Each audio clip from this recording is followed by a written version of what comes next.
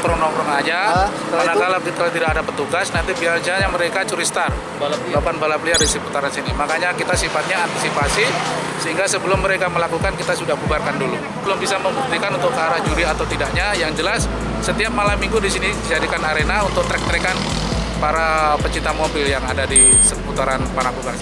Untuk langkah-langkah preventif maupunnya, sedini mungkin kita membubarkan mereka. Kalau mau diurusi. Sekempe sih banyak sesuatu.